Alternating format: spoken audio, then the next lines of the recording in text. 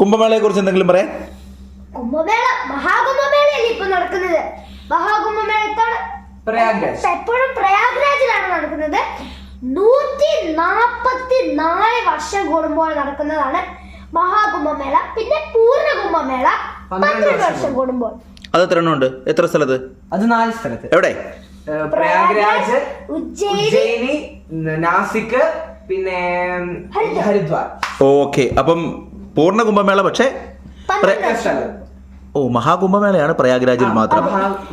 ശരി ശരി. വേറെ എന്തെങ്കിലും പറയാനുണ്ടോ എക്സ്ട്രാ? പറഞ്ഞു.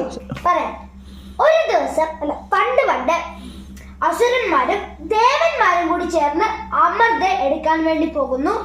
പാലാഴി കടഞ്ഞ് മന്ദിര പർവ്വതമൊക്കെ വെച്ച് അവര് വാസുകി എന്ന പാമ്പിനെയൊക്കെ ഉപയോഗിച്ച് അവസാനം അമൃത എടുക്കുന്നു. അമൃത എടുത്തു കഴിഞ്ഞപ്പോൾ ഈ അമൃത എടുക്കാൻ വേണ്ടി അസുരന്മാരും ദേവന്മാരും തമ്മിൽ 12 ദിവസം നീളം നിൽക്കുന്ന അതായത് മനുഷ്യവർഷത്തിൽ പറഞ്ഞ 12 വർഷം നീണ്ടു നിൽക്കുന്ന ഒരു യുദ്ധം നടന്നു.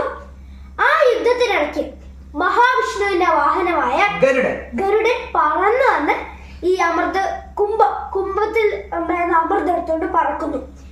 ആ അമൃത എടുത്ത് പറക്കുമ്പോൾ ആ അമൃതയിൽ നിന്ന് ഒരു തുള്ളി 4 സ്ഥലങ്ങളിലായി വീണു. ആ 4 സ്ഥലങ്ങളിലാണ് ഹരിദ്വാർ, നാസിക്, ഉജ്ജയിനി, പ്രയാഗ്രാജ്. ഈ 4 സ്ഥലങ്ങൾ അവിടങ്ങളാണ് ഈ കുംഭമേള നടക്കുന്നത് 12 വർഷത്തിലൊരിക്കൽ. അമൃതന്റെ കുംഭം അതാണ് കുംഭമേള. ഓ ശരി ശരി ശരി ശരി. എങ്കിൽ ഇപ്പോൾ ഈ മഹാകുംഭമേള പ്രയാഗ്രാജിൽ മാത്രമല്ലേ ഉള്ളൂ? ആ പ്രയാഗ്രാജിന് ഒരു പ്രത്യേകതയുണ്ട്, പറയാം. ഏറ്റവും ഇമ്പോർട്ടന്റ് ആയിട്ടുള്ളത് മതി. ത്രിവേണി സംഗമം. അതെന്താ കാര്യം?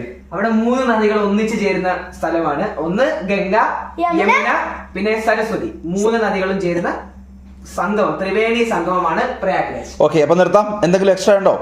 എക്സ്ട്രാ എന്തായാലും അടുത്ത വർഷങ്ങളിൽ ഇനി എപ്പോഴാണോ കുംഭമേള ഉള്ളത് അതിൽ നമുക്ക് പങ്കെടുക്കാം. മഹാകുംഭമേളയ്ക്കല്ല, പൂർണ്ണ കുംഭമേള. എന്താ മഹാകുംഭമേളയ്ക്ക് പോയാൽ 144 വർഷം കഴിയുമ്പോഴത്തേക്കും ഞങ്ങളൊക്കെ